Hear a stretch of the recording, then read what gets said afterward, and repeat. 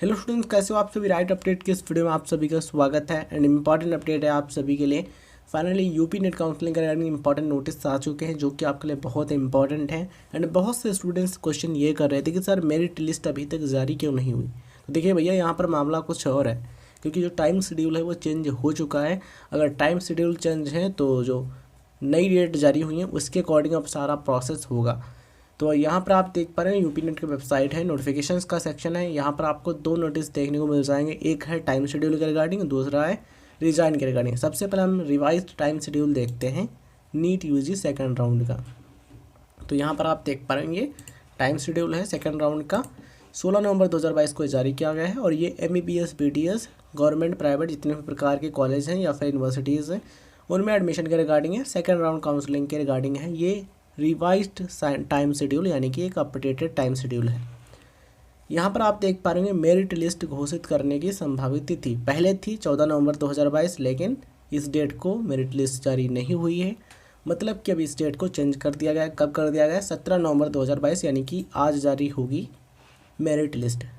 ठीक है, तो 17/11/2022 को ये जारी हो सकती है, मतलब कि आज। अब ये नई डेट है। ऑनलाइन अभिलेखों के सत्यापन की थी, मतलब कि ऑनलाइन डॉक्यूमेंट वेरिफिकेशन, उसकी डेट क्या थी पहले? 12 से 15, बट अब ये कर दी गई है 12 से 18, मतलब कि 12 से 18 नवंबर।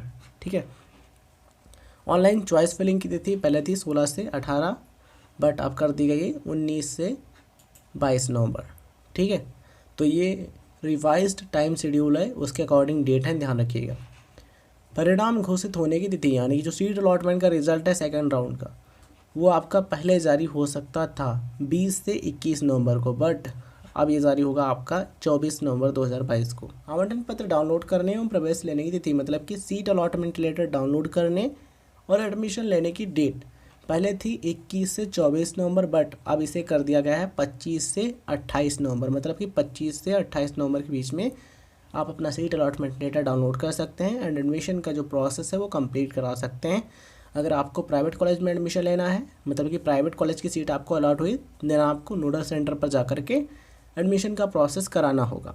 इसके रिगार्डिंग हमने पहले भी वीडियो में बताया, अगर आपने वीडियो देखा होगा तो आपको जानकारी होगी। ठीक है, या फिर आपने नोटिस पढ़ा होगा तो आपको जानकारी होगी।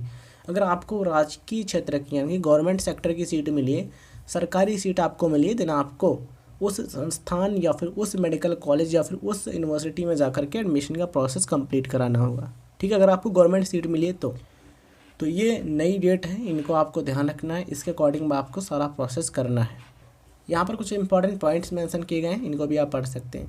ऑल इंडिया नीट यूजी 2022 की प्रथम व द्वितीय चक्र की काउंसलिंग से प्रवेशित अभ्यर्थी प्रदेश की द्वितीय चक्र की काउंसलिंग हेतु अर्ह नहीं है। मतलब कि ऑल इंडिया कोटा के थ्रू फर्स्ट राउंड या फिर सेकंड राउंड की काउंसलिंग से जिन स्टूडेंट्स को एडमिशन मिल चुका है, मतलब कि उनका एडमिशन हो चुका है, प्रवेश हो चुका है, वे सेकंड राउंड की काउंसलिंग के लिए एलिजिबल नहीं है। यहाँ पर ये लिखा है। शेष दिशा निर्देश इस कार्यालय द्वारा जारी विज्ञप्ति दिनांक 11/11/2022 के अनुसार यथावत रहेगी। मतलब कि जो नोटिफिकेशन जारी किए गए हैं, जो एडवर्टीजमेंट जारी किया वहाँ पर जो जानकारी दी गई उसके अकॉर्डिंग सारा प्रोसेस होना है। ऐसे अभ्यर्थी जिन्हें प्रथम चक्र की काउंसलिंग से आवंटन प्राप्त होने के पश्चात प्रवेश नहीं लिया है, वह दिनांक 16/11/2022 को पुनः सिक्योरिटी धनराशि जमा कर तृतीय चक्र की काउंसलिंग में प्रतिभाग कर सकते हैं। तो ये चीज़ उनके लिए है। एंड इंपॉर्टेंट अपडेट के लिए आपको ये जो वेबसाइट है इनको आपको विजिट करते रहना, अपडेट आपको मिलते रहेंगे। इसके लिए राइट अपडेट का चैनल है, इसको भी आप विजिट कर सकते हैं, यहाँ पर भी आपको इंपॉर्टेंट अपडेट मिलते हैं। हम कोशिश करते हैं जितना जल्दी हो सके अपडेट चैनल पर इसके रिगार्डिंग वीडियो बना करके अपलोड कर दें। ठीक है, चलिए दूसरा नोटिस है सीट रिजाइन के रिगार्डिंग। आप यहाँ पर देख पा रहे हैं important notice regarding UP NEET UG 2022 resign. इस पर क्लिक करेंगे तो कुछ इस तरीके से ओपन हो जाएगा एंड यहाँ पर आप सारी चीज़ें देख पा रहे हैं। ये भी 16 नवंबर 2022 को जारी किया गया है। देखिए, यूपी नीट यूजी 2022 के अंतर्गत त्यागपत्र यानी कि रिजाइन दिए जाने के संबंध में आवश्यक सूचना। यूपी नीट यूजी 2022-23 की प्रथम चक्र की काउंसलिंग से आवंटन प्राप्त प्रवेशित ऐसे अभ्यर्थी जिन्हें ऑल इंडिया या अन्य प्रदेशी काउंसलिंग के माध्यम से किसी अन्य सीट पर आवंटन प्राप्त हुआ है और वह प्रथम चक्र की काउंसलिंग से प्रवेशित सीट से त्यागपत्र देना चाहते हैं। त्यागपत्र के समय अन्य काउंसलिंग से आवंटन का प्रमाण पत्र प्रस्तुत करना अनिवार्य होगा। तो वह ऑल इंडिया अथवा अन्य प्रदेश की काउंसलिंग से आवंटित सीट से संबंधित आवंटन पत्र प्रस्तुत कर नोडल सेंटर या फिर जहाँ पर भी एडमिशन उनका हुआ है वहाँ पर वो जा सकते हैं। कब तक? दिनांक 17 नवंबर 2022 को कब जाएंगे, दिनांक 17 नवंबर 2022 ये डेट है। इसको 4:30 बजे तक, मतलब कि इस डेट को इस टाइम तक जा कर के जो रिज़ाइन का प्रोसेस एडमिशन का वो करा सकते हैं। ठीक है। यूपी नीट यूजी 2022 हेतु नीति निर्धारण विषयक शासनादेश दिनांक 21 अक्टूबर 2022 में निहित शर्तों या प्रतिबंधों के अधीन अपना त्यागपत्र दे सकते हैं। ठीक है। तो जिनको मतलब देखो यहाँ मामला ये है कि वे सभी स्टूडेंट्स जिनको फर्स्ट राउंड काउंसलिंग में सीट अलॉट हुई, ठीक है, उन्होंने एडमिशन ले लिया, लेकिन अब वे एडमिशन लेना चाहते हैं कहाँ, अगर उनको ऑल इंडिया कोटा के थ्रू सीट अलॉट हो गई या फिर किसी अदर स्टेट की काउंसलिंग के माध्यम से सीट अलॉट हो गई है, तो वे क्या करना चाहते हैं, यूपी नीट के थ्रू जो उनको सीट अलॉट हुई थी, एडमिशन उन्होंने ले लिया है, उस सीट को वो छोड़ना चाहते हैं, मतलब कि उस सीट से रिज़ाइन करना चाहते हैं।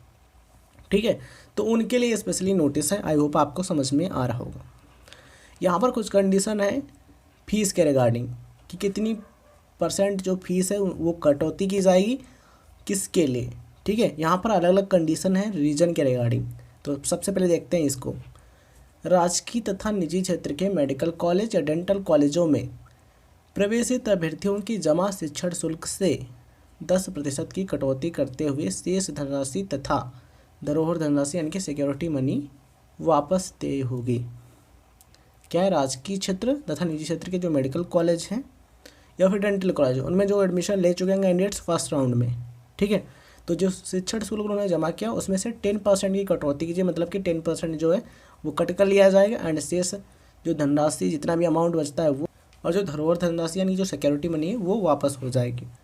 दूसरा पॉइंट यहाँ पर यह है, प्रथम चक्र की यानी कि फर्स्ट राउंड की काउंसलिंग से आवंटन के पश्चात यदि अभ्यर्थी द्वारा आवंटित कॉलेज में प्रवेश ले लिया जाता है तथा अभ्यर्थी को ऑल इंडिया या अन्य प्रदेशों की काउंसलिंग से कोई भी आवंटन प्राप्त नहीं होता है, फिर भी अभ्यर्थी अपने व्यक्तिगत कारणों से निर्धारित तिथि से पूर्व त्यागपत्र देता है, तो ऐसी दशा में शिक्षण शुल्क में से 50% यानी कि 50% की कटौती करते हुए शेष धनराशि एवं धरोहर धनराशि यानी कि सिक्योरिटी मनी वापस किया जाएगा। मतलब ये है, देखो अगर आप रीज़न ये देते हो कि हमने फर्स्ट राउंड काउंसलिंग में यहाँ तो एडमिशन ले लिया, लेकिन हमारा ऑल इंडिया कोटा के थ्रू हमें सीट मिल गया, मतलब कि हम वहाँ पर एडमिशन लेना चाहते हैं, हमको सीट अलॉट हो गई, या फिर किसी अदर स्टेट में हमें सीट अलॉट हो गई काउंसलिंग के माध्यम से। ठीक है। अगर आप ये रीज़न देते हो, एक्चुअल में अगर ये रीज़न है तो, अगर रीज़न है तो आपको जो सीट अलॉट हुई है ना, उसका जो सीट अलॉटमेंट लेटर है यहाँ पर यही कागज, देखिए ये देख पा रहे होंगे, त्यागपत्र के समय अन्य काउंसलिंग से आवंटन का प्रमाण पत्र प्रस्तुत करना अनिवार्य होगा। मतलब कि जो आपको सीट अलॉट हुई है ना अदर स्टेट काउंसलिंग से या फिर ऑल इंडिया कोटा के थ्रू, तो आपके पास तो सीट अलॉटमेंट का लेटर होगा, ठीक है ना, तो वो जो आवंटन का प्रमाण पत्र यानी कि जो सीट अलॉटमेंट लेटर है वो आपको प्रस्तुत करना होगा। ठीक है। तो ऐसे में यहाँ की जो आपने फीस जमा की होगी, मतलब कि जो शिक्षण शुल्क आपने जमा किया होगा उसमें से 10% की कटौती की जाएगी, शेष जितना भी अमाउंट बचता है वो आपको वापस हो जाएगा एंड जो सिक्योरिटी मनी है वो वापस हो जाएगी। दूसरी कंडीशन यहाँ पर यह है कि ना आपको ऑल इंडिया कोटा के थ्रू सीट अलॉट हुई है, ना ही आपको किसी अदर स्टेट काउंसलिंग के माध्यम से सीट अलॉट हुई है, फिर भी आप सीट से रिजाइन करना चाहते हैं, तो ऐसे में क्या होगा, ऐसे में शिक्षण शुल्क जो है ट्यूशन फीस उसमें से 50% की कटौती की जाएगी और जितना भी अमाउंट बचेगा एंड सिक्योरिटी मनी होगी वो सब वापस कर दिया जाएगा। यहाँ पर यही कहा गया, आप इसको पढ़ सकते हैं। ठीक है। अगर आपको रिजाइन कराना है तो कब तक, 17/11/2022 ये डेट है, इसको 4:30 बजे तक करा सकते हैं। कहाँ पर कराना होगा, तो जहाँ पर आपने एडमिशन की प्रक्रिया पूर्ण की होगी वहीं पर जाकर के आपको रिजाइन कराना होगा। तो ये चीज़ें हैं, आई होप आपको समझ में आ गया होगा। फिर भी कोई कन्फ्यूजन है तो आप कमेंट सेक्शन में मेंशन कर सकते हैं, हम कोशिश करेंगे कि वो कन्फ्यूजन ना रहे, इसके लिए आपको कमेंट के थ्रू रिप्लाई कर दें। तो चलिए इस वीडियो को एंड करते हैं, मिलते हैं इसी नए वीडियो में ऐसे इंपॉर्टेंट अपडेट के लिए। आप राइट अपडेट का जो चैनल है इसको सब्सक्राइब कर लीजिएगा और वीडियो को लाइक करते रहिए और शेयर करते रहिए। चलिए, धन्यवाद, जय हिंद, जय भारत।